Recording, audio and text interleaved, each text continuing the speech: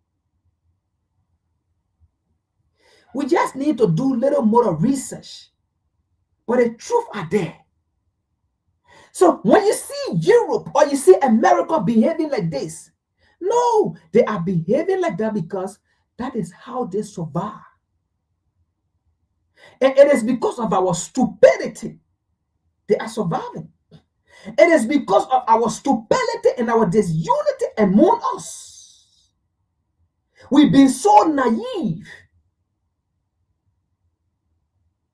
dumb, and stupid.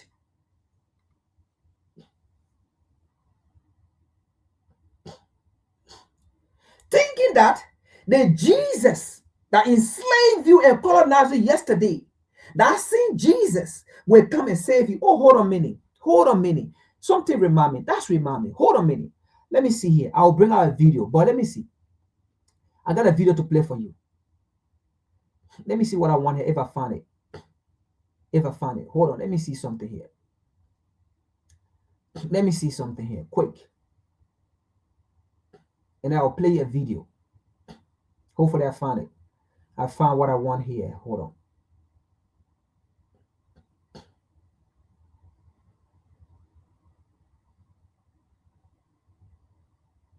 Okay. Before I can play that video, right?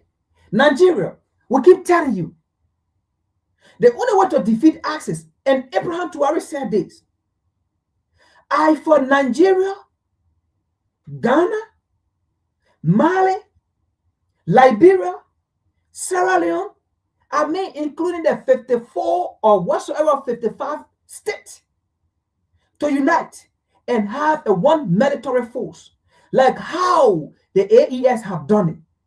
That's the only way you can defeat Boko Haram. And that's the only way you can defeat the West. To stop sponsoring Boko Haram or ISIS. That's the only way you can defeat them. But see what it said here. According to an African commander, see what he said. The United States strike could disrupt ISIS operation in the short term. All you Christians that are jumping on, you are stupid. Yes, very stupid. Donald Trump said you are stupid. Donald Trump said you are shithole to believe that one strike it finishes solve the problem. But listen what this man is saying. The U.S. strike could disrupt ISIS operation in the short term. But the long-term issues, yes, that surround violence, what that mean? Understand this. What that mean is Nigerians who have agreed to become Boko Haram, Africans who have agreed to become terrorists, Nigerians who have agreed to become ISIS. Listen to them. He said,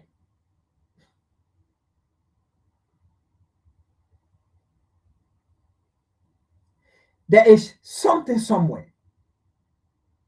But the long-term issues that surround violence, first of all, you have to understand why Boko Haram, why people will allow foreigners to come, give them ammunition, support them to go against Nigerians, to go against their own people.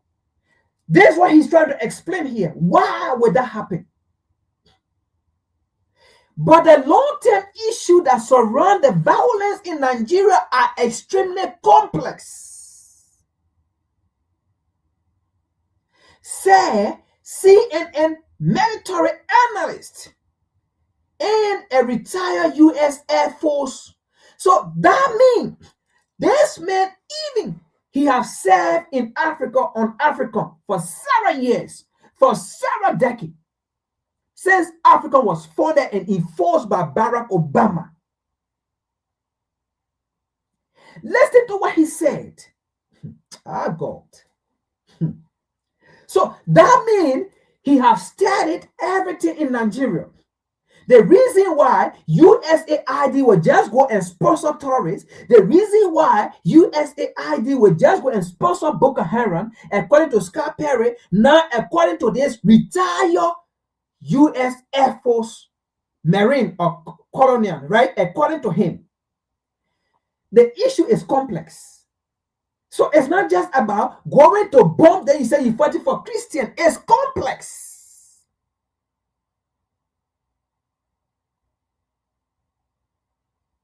Now, he said, let me read. The U.S. threat could disrupt ISIS operation in short term, but the long-term issue that surrounds violence in Nigeria are extremely complex, says CNN military analyst and a retired U.S. Air Force Colonel Kadri Lenton, pointing out that the economic factors at play,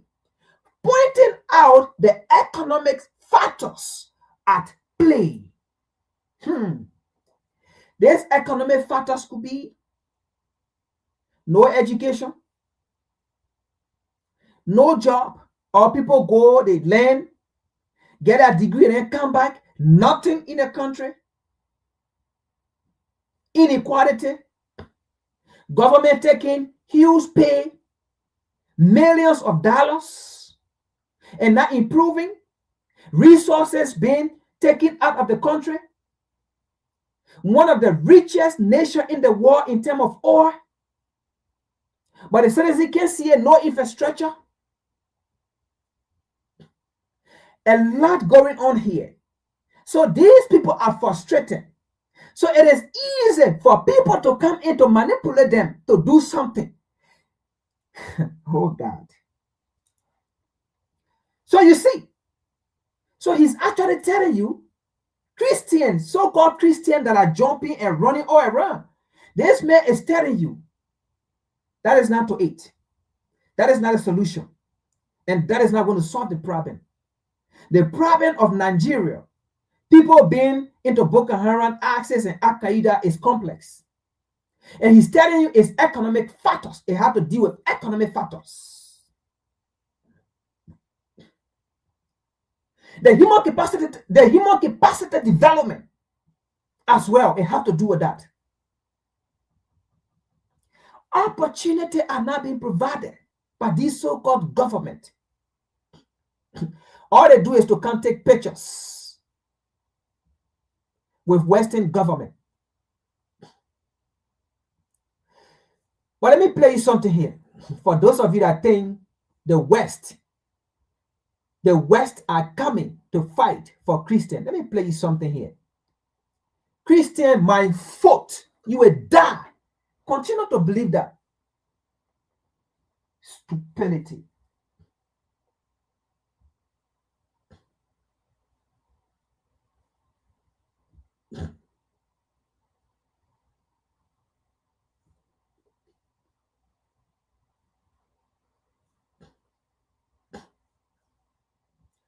You see, the video you're about to see, this was they see in Europe and America when they went to Africa to give it Christianity. Oh, Africans, man. I mean, interesting people. Nonsense. In their hands and gold in their eyes. For centuries, Europe called it. They came with a cross in their hands and gold in their eyes. For centuries, Europe called it evangelization. In reality, it was the largest spiritual looting operation in history. In the mid-15th century, while Portugal explored the African coast, European monarchs received what they claimed was divine authorization, a papal decree known as Romanus Pontifex, issued by Pope Nicholas V. This document declared that any non-Christian land could be conquered in the name of God, and that its inhabitants could be enslaved indefinitely. This was the beginning of the so-called Holy War against Africa. Missionaries arrived before armies. They preached love while branding souls. They baptized with one hand and with the other handed maps to conquerors. Every converted village became an open mine. Every convert became a number in the records of the Atlantic slave trade. Ancient kingdoms such as Benin, Congo, and Dahomey were destroyed from within. Kings who resisted were labeled idolaters. Those who submitted were given crucifixes plated with gold stolen from their own land. In 1493, Pope Alexander VI issued the bull Inter Caetera, the document that divided the world between Spain and Portugal for the glory of God. Africa was not conquered by soldiers alone. It was conquered by sermons. Catholic missions spread across the Congo, Angola, Sudan, and Ethiopia, each one accompanied by merchants, slave traders, and royal companies. Missionaries claimed to save souls, while ships waiting on the coast filled with chained bodies. When Africa was carved up during the Berlin Conference of 1884, borders were drawn with straight lines across entire peoples, and churches blessed every new frontier. A religion that promised salvation became the most effective weapon of colonialism, because before destroying a kingdom, its spirit had to be destroyed first, and it was. Today, in European and American museums, African gold shines beneath stained glass, shaped like crosses. Faith was exported, memory was erased. They came with a cross in their hands and gold in their eyes. If it shocks you how power used faith to erase entire civilizations, follow for more stories the official history never wanted you.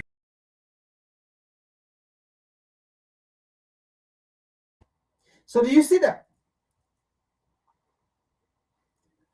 When they brought the Bible, when they brought the cross,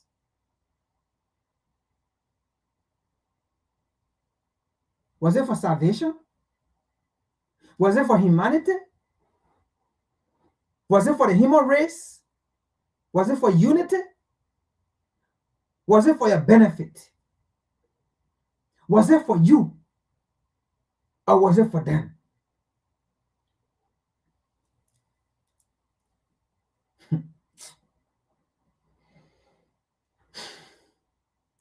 Let's continue.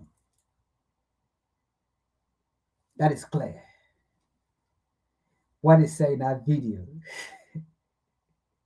I cannot say more. If you didn't get it, then you will not get it. If you think America, if you think the West, they are coming to fight for you. Oh my God. I laugh.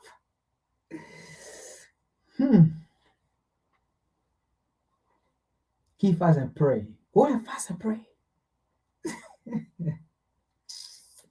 Stupidity. Stupidness.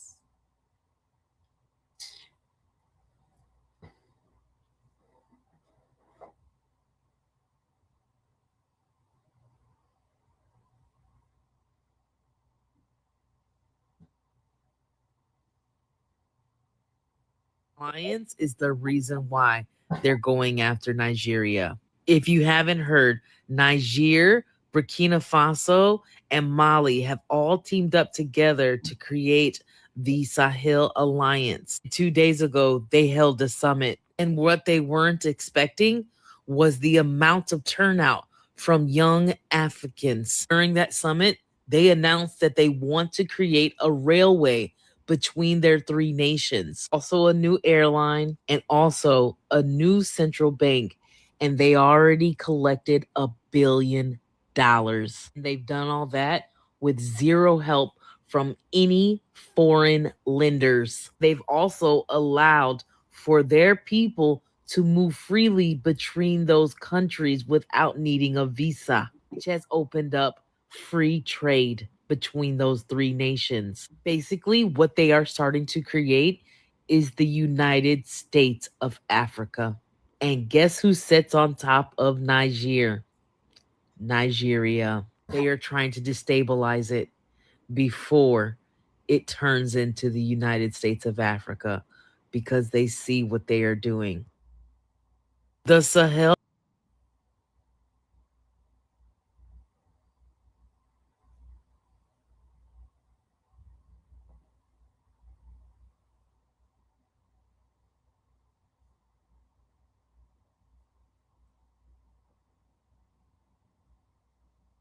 Trump needs to get into northern Nigeria, Art, so they can invade and try to overthrow. So the reason Donald Trump needs to get into northern Nigeria, Art, so they can invade and try to overthrow President Chiani in Niger so they can get control of the uranium. Are you with me so far? I follow you. Not only does Niger have uranium, they have gold and other resources. And then next to Niger, you have who? Mali. Mali has gold, Mali has copper, Mali has zinc, and unlimited natural resources. And then Burkina Faso is only a hop, skip, and a jump from northern Nigeria. And you know they want to get rid of Ibrahim Traore. And we pray to God and the ancestors that never happens. But they want to get rid of Ibrahim Traore because he's the leader. And what does Burkina Faso have a whole lot of? Gold, Art. Donald Trump wants to geopolitically and strategically put the U.S. military in northern Nigeria so they have easy access to invade Niger right above, Mali right above to the left, and Burkina Faso right above even further to the left. Do you see that? Right. I see. This is about overthrowing independent African states, Art. Donald Trump don't give a damn about no black Christians in Nigeria. So the reason Donald Trump needs to get into northern Nigeria, Art, so they can invade and try to overthrow President Chiani in Niger so they can get control of the uranium. Are you with me so far? I follow you. Not only does Niger have uranium, they have gold and other resources. And then next to Niger, you have who? Mali. Mali has gold, Mali has copper, Mali has zinc, and unlimited natural resources.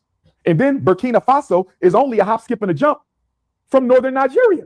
And you know they want to get rid of Ibrahim Traore. And we pray to God and the ancestors that never happens, but they want to get rid of Ibrahim Traore. All right, we're going to come to that video.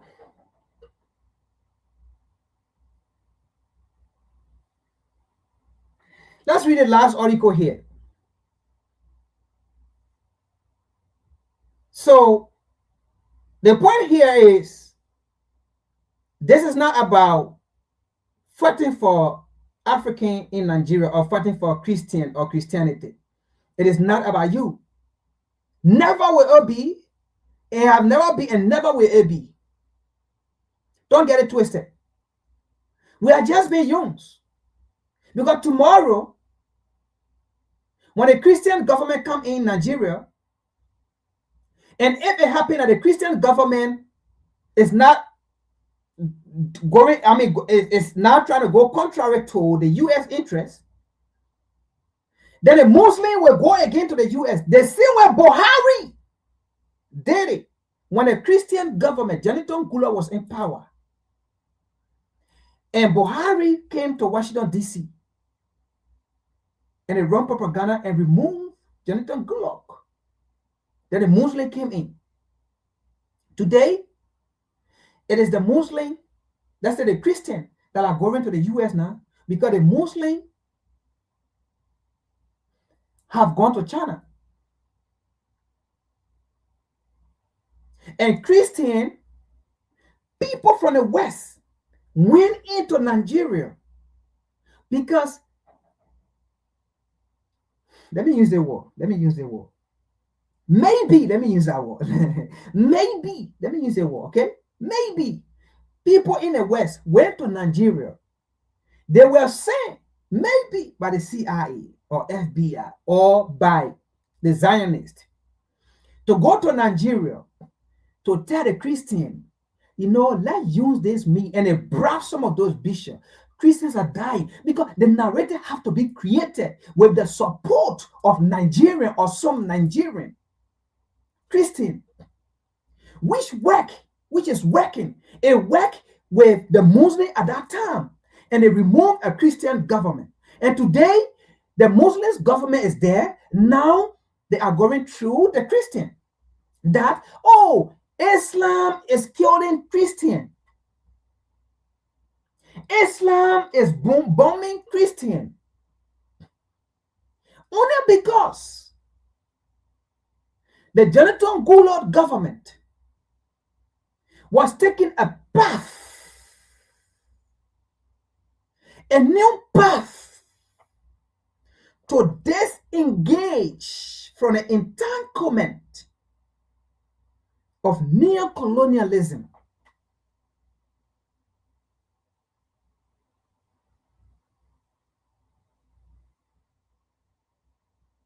And then, when the Muslims went in, Washington, D.C. saw it necessary then, okay, we can use this. That's the same thing they did in Liberia. When Ellen Johnson Sirleaf went to them, when the political elite, the slaves, went to them, when they saw that their interest in Liberia was dimming, the solution was to destabilize the country, to carry war. And now war was finalized. Liberia don't know it. And they will say that, oh, there was a civil war, it was this, it was this. The war in Liberia was finalized in Namibia with religious balling from Liberia. That is why I despise, like, I don't like them. When they talk about, oh, the religious body in Liberia, this, that, and I keep saying this. The day I get political power in Liberia, let's stop there. But it was finalized in Namibia. I think Namibia, yes, Namibia. Religious balling was in Liberia. The United Nations, the so-called, oh God, Liberia, do your research. They were in Namibia. AU was in Namibia. That is why the United States ECOWAS was there. The United States told ECOWAS and AU never to step in Liberia for peacekeeping until like America is ready. Oh God, you guys don't understand, man. You guys don't know, man. You guys don't know. Go and do research. The United States told AU and ECOWAS never to step in Liberia for peacekeeping mission. They will only go there at the demand or command of the United States. When the United States is ready for peace to go in Liberia, UN will go there. And it will take ECOWAS or AU to go in.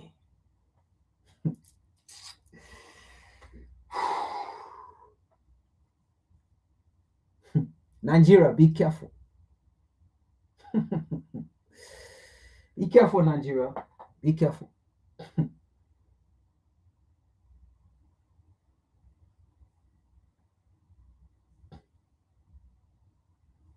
Now, here's the last article to read. So those of you that think the United States or Trump is in Nigeria to fight for Christian, you damn lie.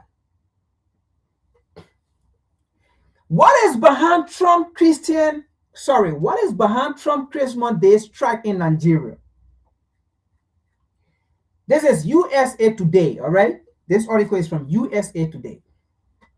What is behind Trump Christmas Day airstrike in Nigeria? What is behind it? Let's continue.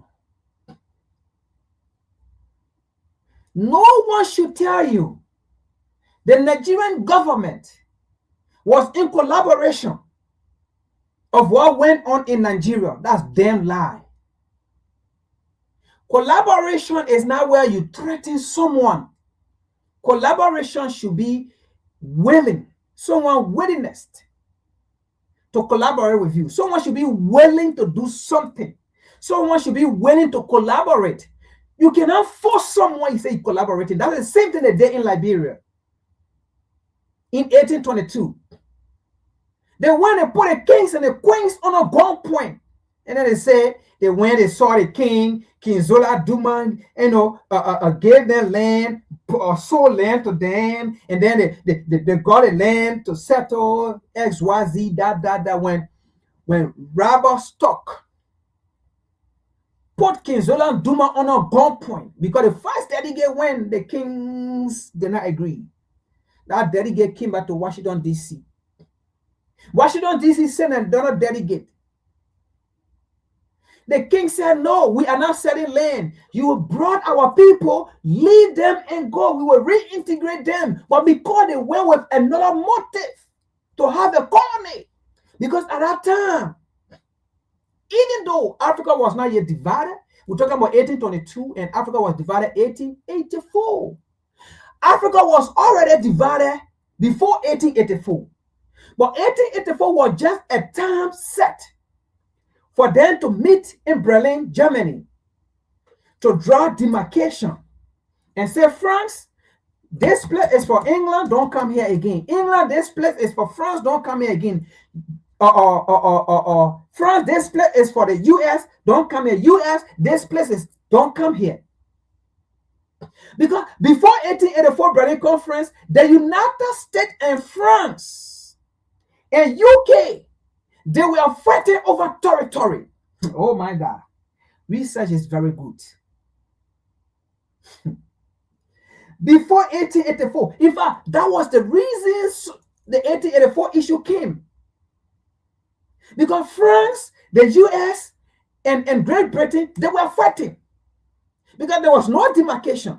France was coming down to Liberia, extracting resources and getting stuff. And the US said, this is our territory. Sierra Leone, Great Britain was coming in. And Ivory Coast, France was also coming. Are you getting me? And they were fighting. In fact, before 1884, we're talking about 1822, 1823, 24, 25. The United States was traveling along the sea coast using microfilm.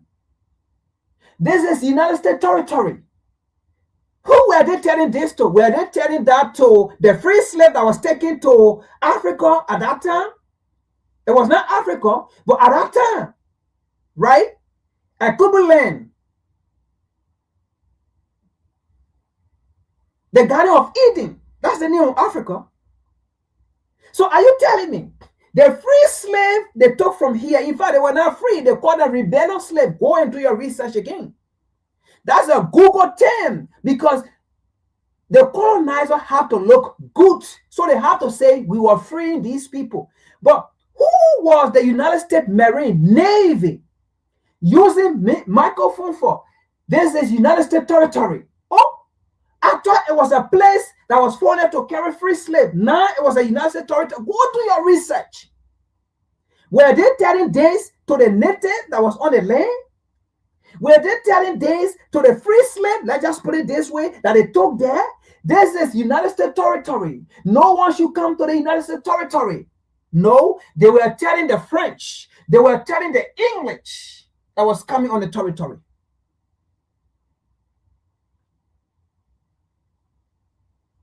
So the third delegate Washington D.C. sent was a retired U.S. Navy, Robert Stockton. And when Robert Stockton went, he made 2 or 3 attempts to King Zola Duma. And King Zola Duma said, no one owns land in Africa. No one owns land. The lands are owned by the kings and the queens. And if the people want to farm, all they need to do is go to the kings or the queens and then say they want to farm here that year. No one owns land. The land was owned by the kingdom because at that time it was kingdom. Every trust was kingdom. So the land was owned by the kingdom, by the people. Socialism, communalism, that's how it was practiced. So King Zola Duma told Robert Stockton there have been 2 delegates that have come from whatsoever the white man land, and we sent them back. We said, no, you the tell. What Robert Stockton did, put the king on a gunpoint and says, I will kill you if we don't have the land. That was how they acquired the land. But the lion said the king sold their land, and then they gave gunpowder, they gave this, they gave nonsense. But let's continue here. That's just brief history. You have to understand the lies of the West, or else they will continue to lie to you forever.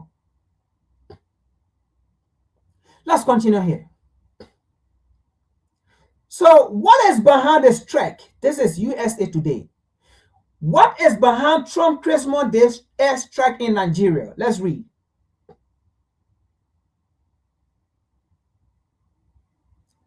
Nigerian Christian in Nigeria looking for savior.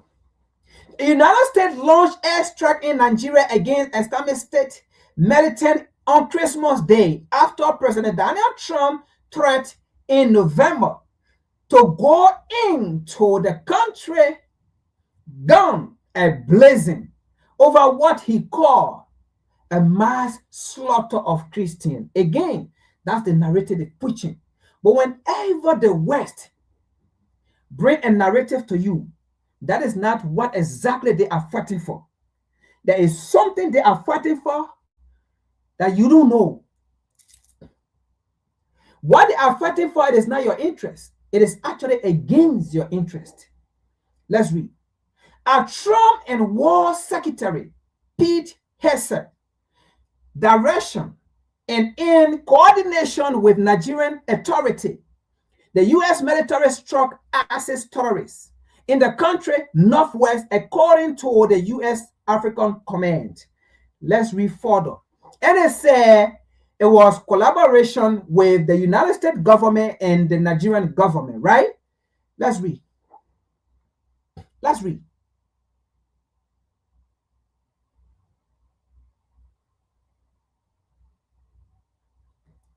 Trump said on Thursday, let's say on Truth Social, that he ordered the military to launch a powerful and deadly strike against ISIS terrorists scum in northwest Nigeria, who have been targeting and visually killing primarily innocent Christians. That sounds good, right? Let's continue. Let's continue.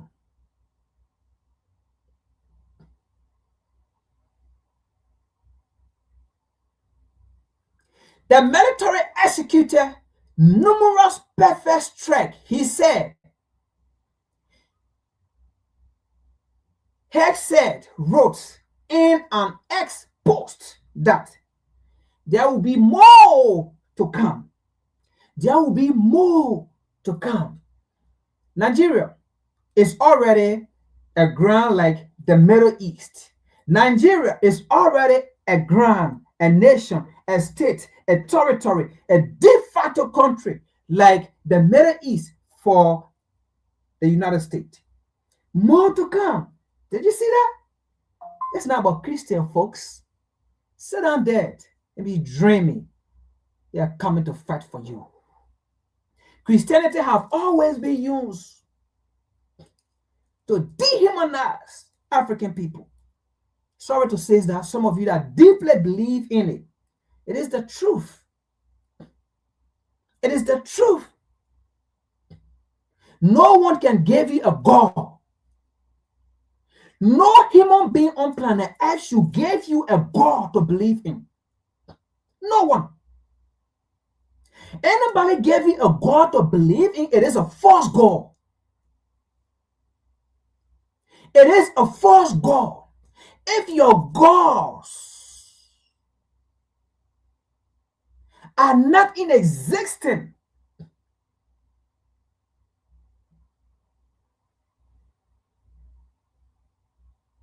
of your ancestral belief, it is not a God. That is why the God that they imported, the foreign God that they imported, go into your research. All the foreign gods that they imported on the African continent have, in fact, it was those gods that colonized you. It was those gods that enslaved you. And it is those gods today that is still having you in captivity. Any God that have you in captivity, it is not a God to serve. Let's read. The operation marked the first time the United States has launched daily strike in Nigeria as part of its effort to combat ISIS. The same people that sponsor terrorists, the same people that sponsor ISIS, according to Scott Perry, a U.S. congressman. Let's continue.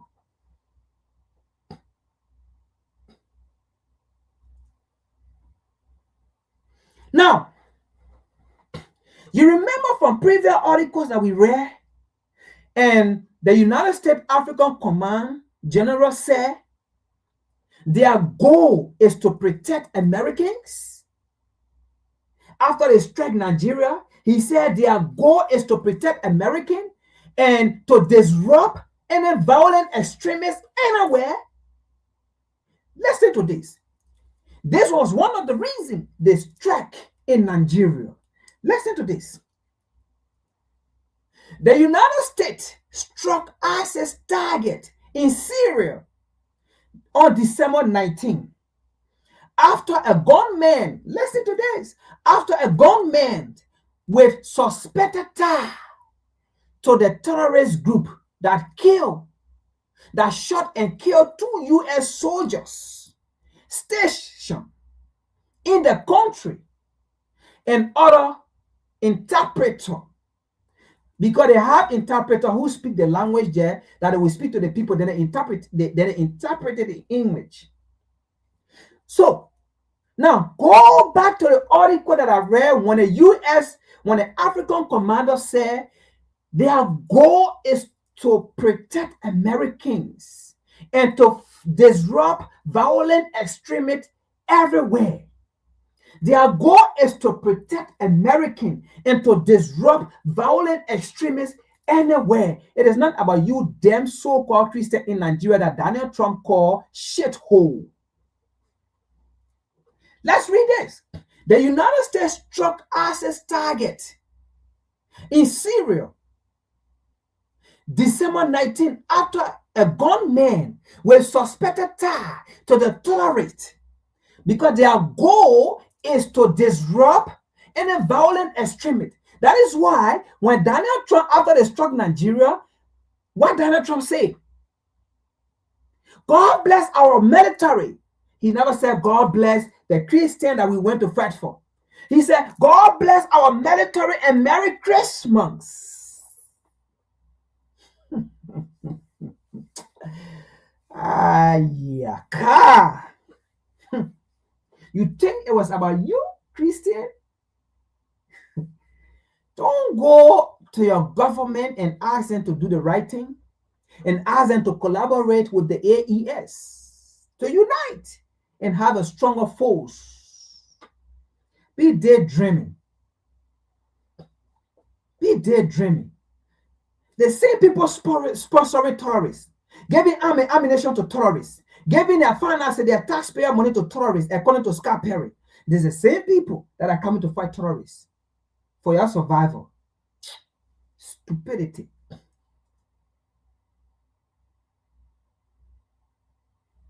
The United States struck ISIS target in Syria December 19 after a gunman suspected tie to the terrorist group shot and killed 2 U.S. soldiers stationed in the country and their interpreter. In retaliation, they struck a terrorist target in Nigeria. It was not about you. And they said more to come. It is not about you, folks. It was never about you, and it will never be about you. You are nothing. The people see you as a spittle onto the ground. You are nothing. It is not about you. So don't get it twisted. So let's read further down. Let's see here. Why, first of all, they said Nigeria was in collaboration. Let's see something here. Hopefully I see it. Hopefully I see it. Hopefully I see it. Let me see. If I don't, then that's it. But I will just say, why.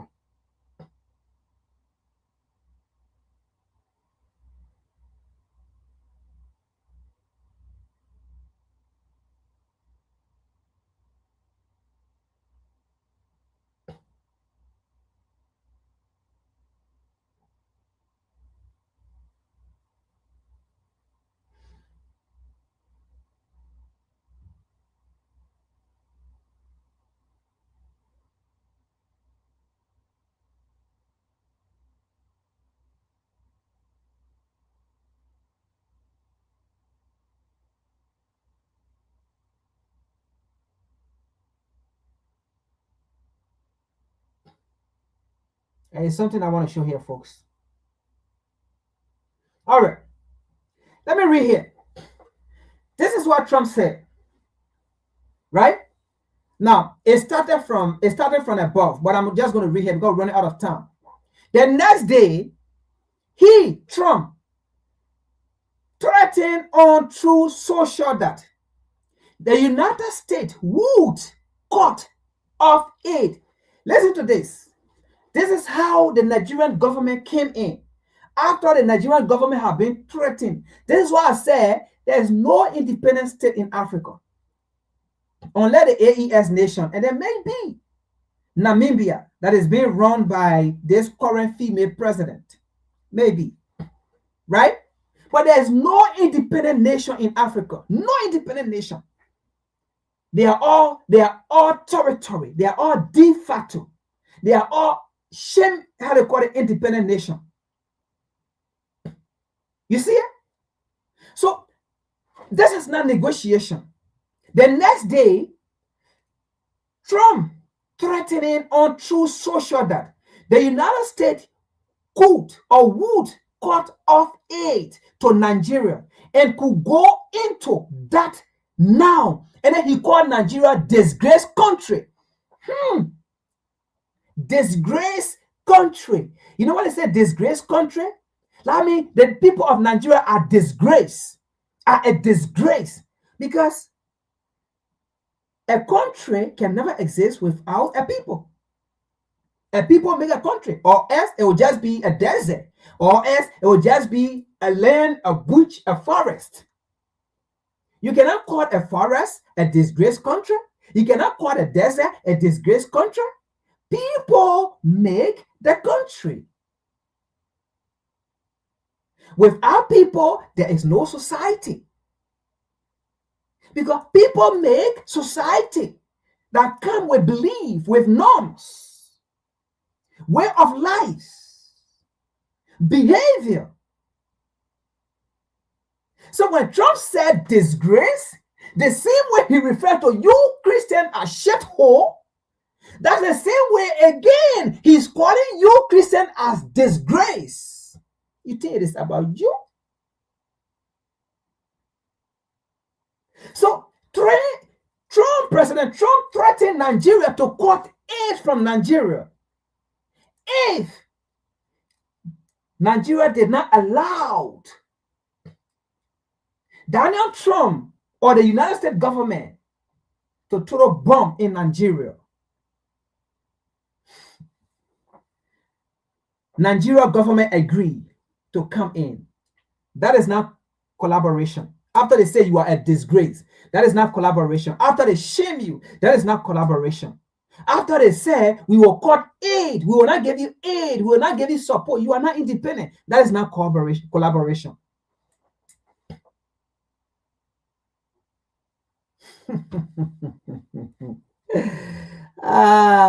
Yeah, Christian.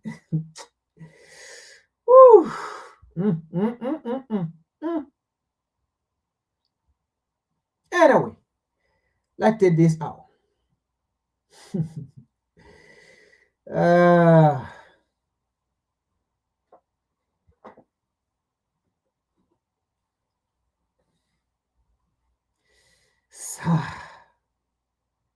I'm telling you, King. I'm telling you, King. There's no independent nation in Africa. No independent. That is why I'm not really excited. I don't get excited when these days come. Oh, independent. Oh, happy independent, happy days. It's bullshit. It never moved me. You have to understand what independent is before you can celebrate independent kings. That's the truth. Exactly what you said. It's true.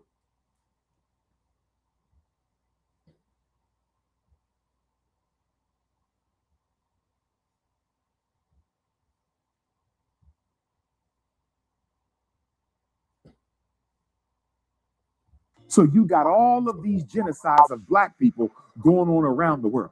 Christians, as they want to say, being murdered, but Donald Trump don't see them.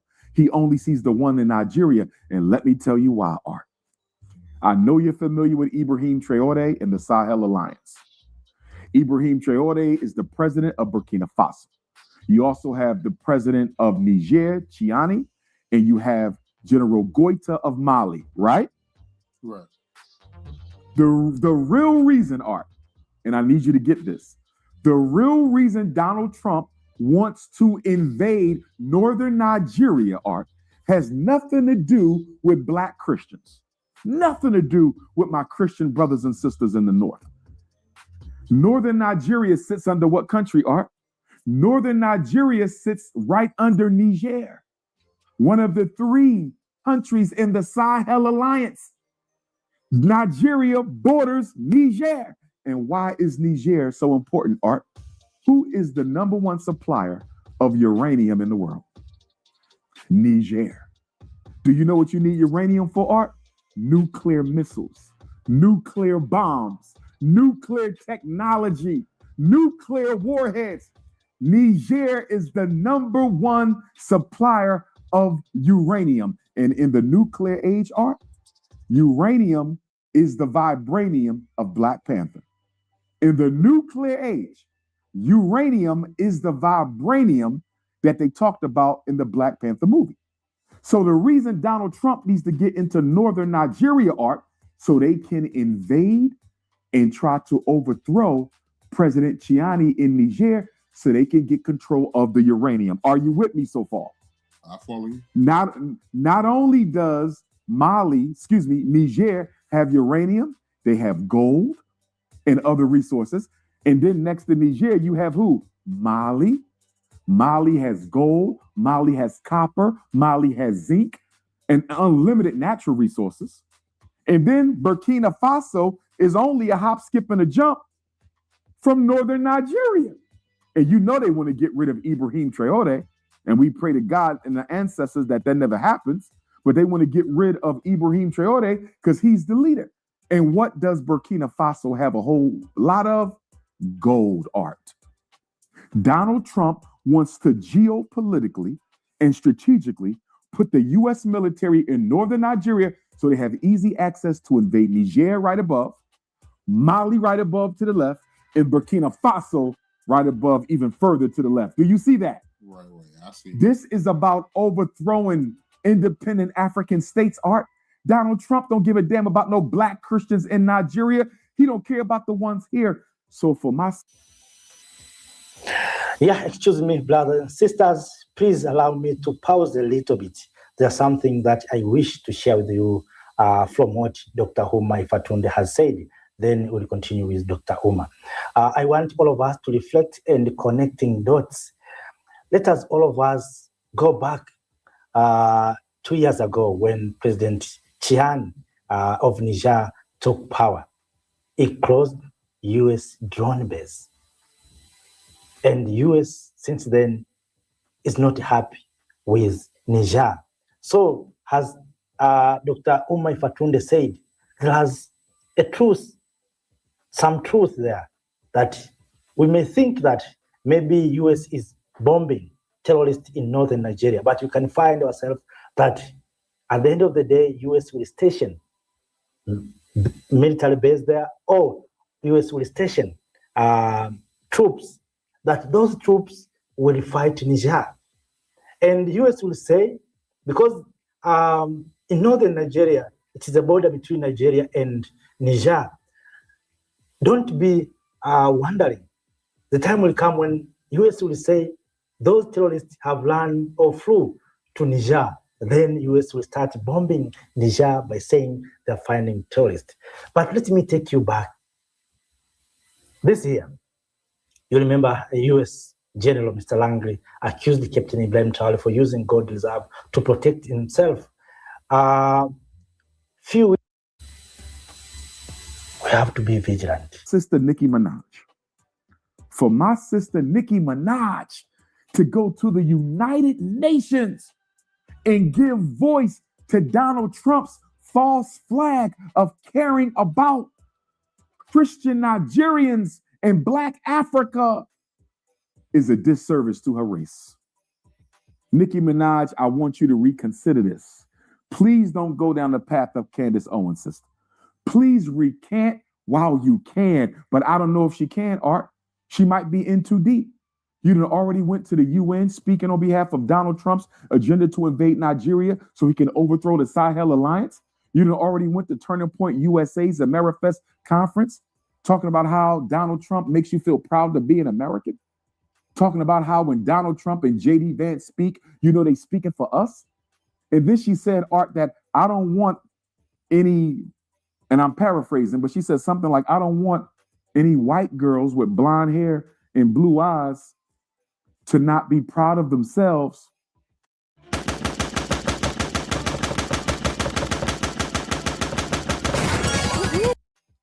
In order for black children to be proud of themselves. I'm not quoting her exactly correct, but she's basically parroting that narrative that teaching corrective history in America's schools, teaching black history in American schools, teaching the truth about American slavery in these schools, Art, is going to somehow damage white kids psychologically. Art is standing with Trump, and so therefore Trump is elevating Nicki Minaj to national stature as a payback to the Trinidad and Tobago government. Art, Donald Trump can't get out of this if he wanted to. Whatever the Zionists tell him to do, he will do it. I heard J.D. Vance mention Nicki Minaj by name at least 4 times in his speech that he gave at Turning Point USA's conference in Phoenix on Sunday. He mentioned Nicki Minaj by name at least 4 times. And don't forget, Art, where was Nicki Minaj on November the 18th? On November the 18th, Nicki Minaj was at the United Nations. Art, how does a hip hop artist, no disrespect to my sister, Nicki is an intelligent sister, beautiful family. This ain't personal, this political art. But how does a rapper, how does a hip hop artist go from rap to giving speeches at the United Nations? And on November the 18th, Nicki Minaj gave a speech supporting Donald Trump's intervention in northern Nigeria on behalf of the Christians. Let me ask you a question, Art. Since when did Donald Trump start caring about black Christians? He don't care about the black Christians right here in America. What has Donald Trump done about miseducation for black Christians in America? What has Donald Trump done about police brutality against black Christians in America? What has Donald Trump done about homelessness and gentrification against black Christians in America? What has Donald Trump done against economic apartheid waged against black Christians in America? Since when did Donald Trump start giving a damn about black Christians? So let me get this right, Art. You're not doing nothing for the black Christians in America, but you're going to go all the way to northern Nigeria. You're going to go all the way to northern Nigeria and save Nigerian Christians from genocide and abuse. Now, first, Art, let me say this.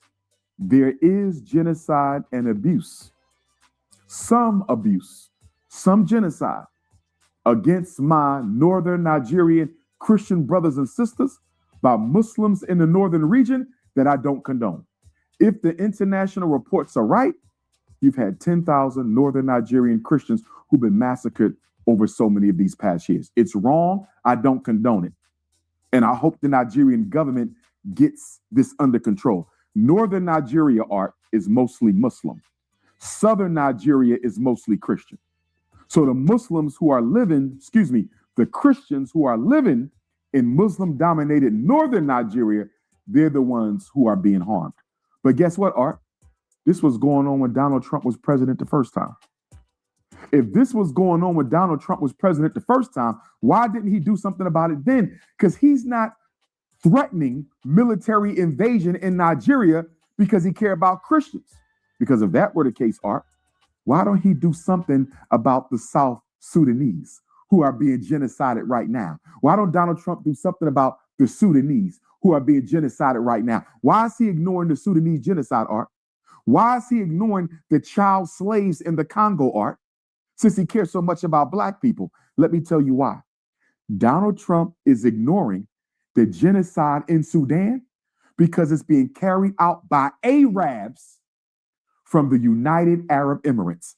The Arabs from the UAE are in the Sudan killing and genociding our black Sudanese brothers and sisters to control the oil and the other natural resources. And here's the kicker, Art.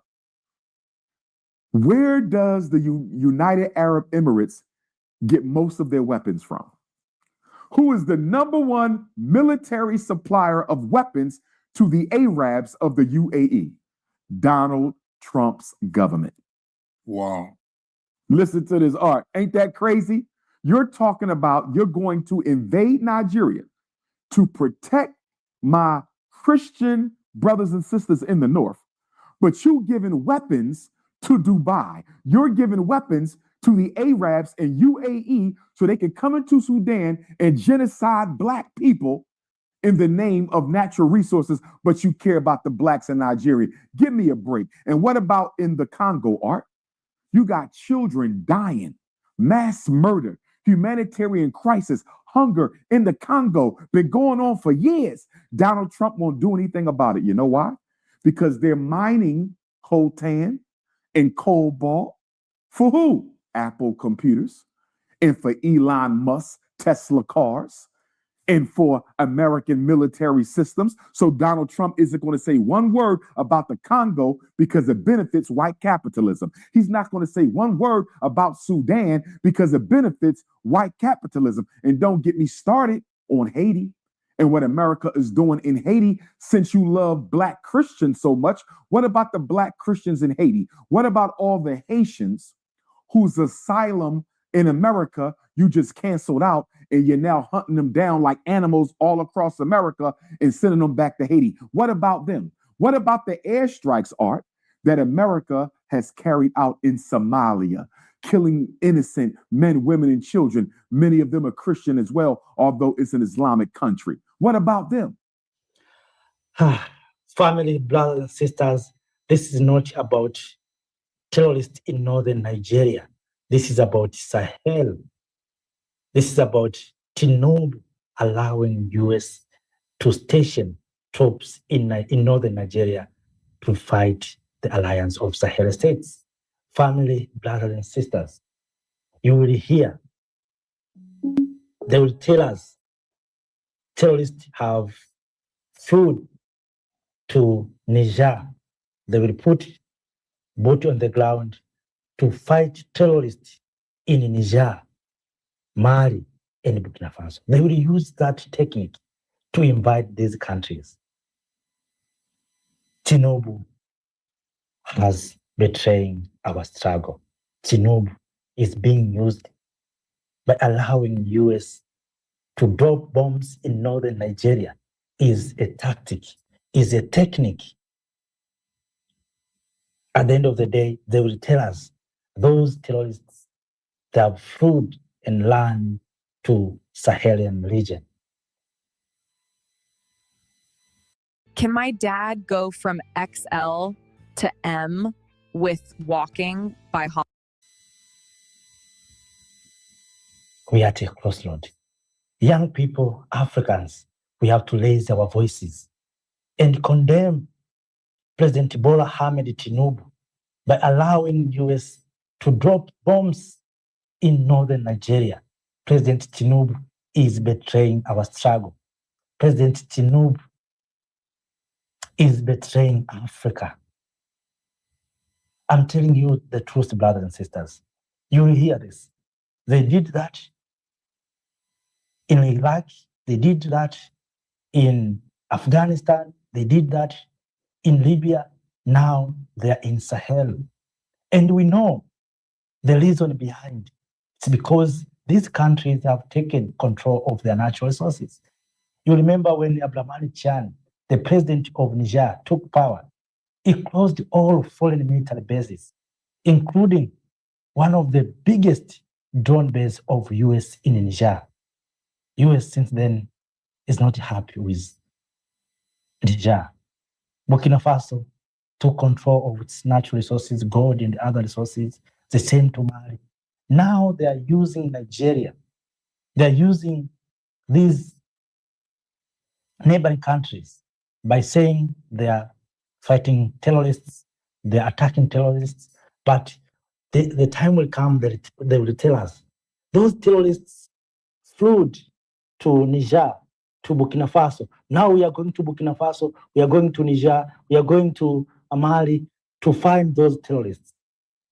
And that time they will attack these countries. Recently, you witnessed Nigerian plane violated the space of alliance of Sahel states. What did that plane?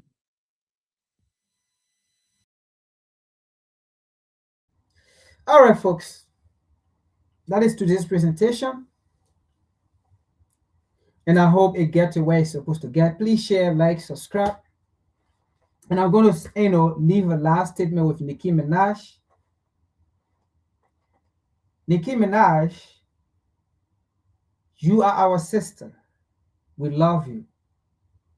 But you allow the imperialists to use you. Look at the situation in Sudan. Since when have you spoken about it? The situation in DRC Congo. Since when have you spoken about it? Why should you be used to carry on Western agenda, to manipulate the mind of our people who are so ignorant that, they want to go fight Christian. We got to save Christian. We got to save this. Why should we go by that narrative? Why should we be going by religion things? We should be going by, you know what? Africans are dying. Africans are dead. We should change the narrative. No white man will fight for us. European will not fight for us. Our demise are caused by European. And those that cause our demise will never fight for us. Will never bring solution to us. Why didn't you, Nicki Minaj, have you spoken about the people in Haiti? What they are going through? Have you? The Haitians have cried, have cried, have cried, have cried, have cried. When Donald Trump was deporting Haitians back, Nicki Minaj, why didn't you come out to tell Donald Trump, say your voice is so powerful?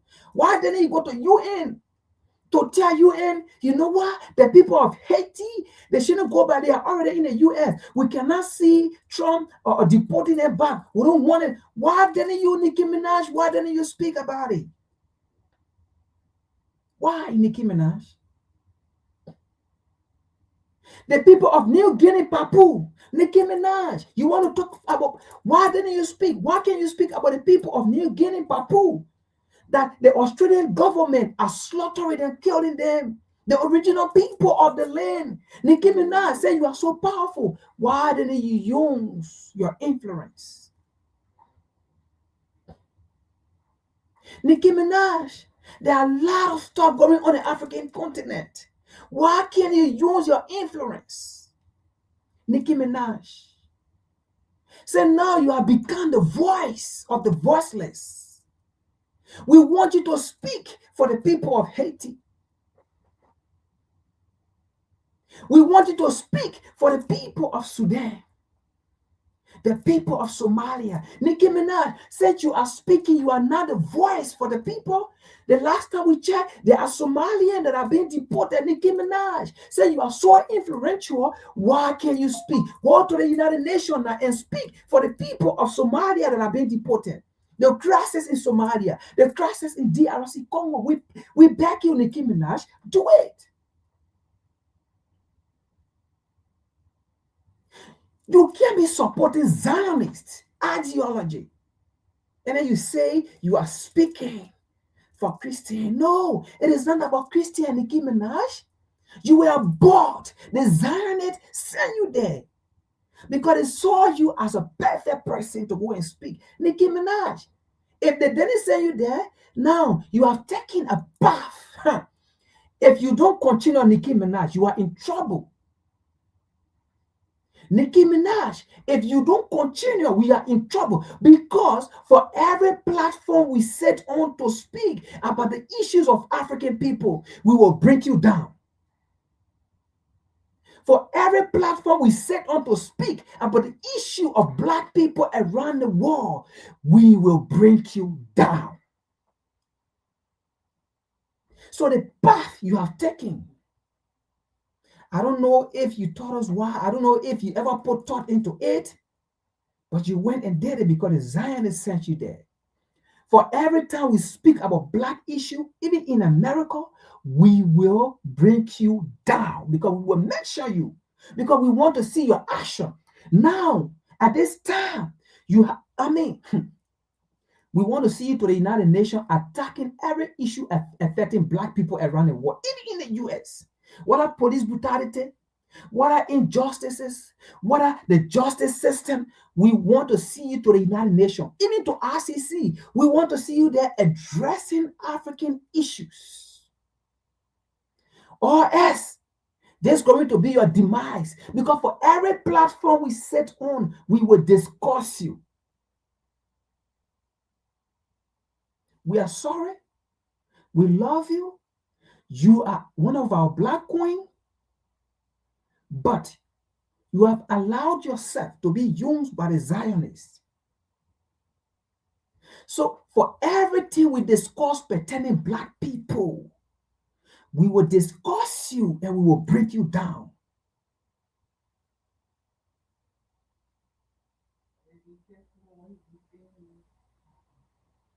So Nicki Minaj, we want you to discuss the Black people problem.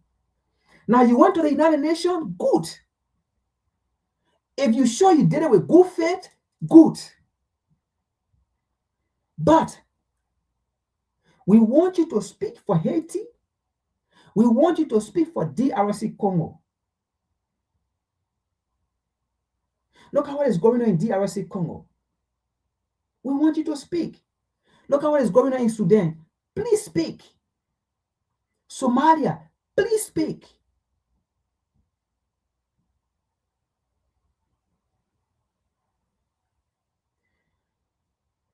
We love you.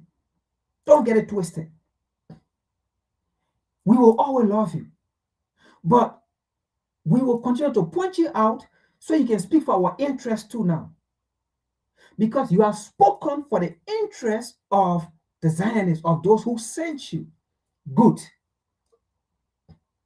Please, as a queen, as a sister, as a family, as a wife, we will always love you. But please, speak for us too. For African people, for Black people around the world. Speak about the issues.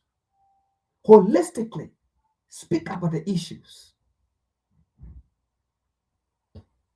Speak about the issues. Now, we love the path you have taken. If only you did it with good faith, if only you did it without Trump sending you, without the Zionists sending you, thank you.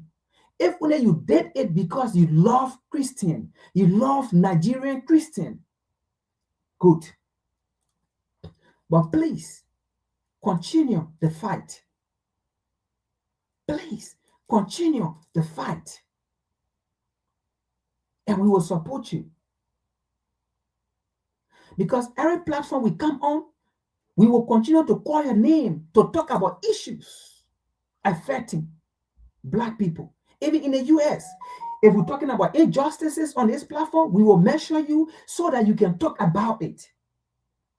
If we talk about inequality, we will mention you so that you can speak about inequality. Let it not be because you are chosen to speak on certain things and then you spoke about it. Well, if you were never sent to speak about it and Donald Trump, he succeeded. Donald Trump answered your prayer. Donald Trump answered your call. Please, go to the United Nations and ask Donald Trump the same way to carry peace in Haiti so that there will be no war. Let Donald Trump go and bomb the gang. Please, Nicki Minaj, the gang activities in our place. It's the same thing. It's stories. The people of Haiti, they need you. So that Donald Trump can go and just bomb where the gangs are. Bomb the place so that Haiti can be free. The next thing we want you to do, go Somalia, right? Go to the UN, talk so that Donald Trump can go to Sudan. The two government, the two leaders that are fighting, let Donald Trump just go and bomb where they are. That will be fine. Because these are the two leaders fighting. So we believe that Donald Trump can go and kill the two leaders. It's finished. That's all we ask for. Sudan. Please, Nicki Minaj, we want you to do that. Our sister, our queen, because you are a mother, our queen mother, our queen sister, our queen wife. You are one of us. Please, we beg you, do that for us. Folks, this is today's presentation. We stop here today because we will keep mentioning Nicki Minaj's name for every time we talk about black issue so that she can fight for us. Now we have seen that she's a strong female. We have seen that Donald Trump do listen to her because she spoke and Donald Trump acted. Right? So we believe if she speak, Donald Trump going to listen. If she speak about the issue in Haiti, Donald Trump will listen and Donald Trump will go and liberate the people of Haiti. He will go and fight for the people of Haiti. He will go and bomb again. We believe if you speak for the people of Sudan, Donald Trump will go, the two leaders that are fighting, Donald Trump will go and slaughter them so that the thing will be finished. Nicki Minaj, please, we beg you, do that for us. We love you. Peace, folks. The white power structure, because that's all we have in America. And the white power structure today is just as much interested in perpetuating slavery as the white power structure was 100 years ago. Only now they use modern methods of doing so. And realizing that the black people in this country are waking up and becoming filled with a desire to be looked upon as men and as human beings. The white power structure to slow down that struggle for freedom and human dignity uses tricks. 100 years ago they could do it with chains. Today they use tricks. And one of the tricks that they've invented is this token integration. To get Negro, so-called Negro leaders to accept a few token crumbs of integration that don't solve any problem for the masses of black people in this country whatsoever, but it does make the hand-picked Negroes be satisfied to slow down the cry of the masses.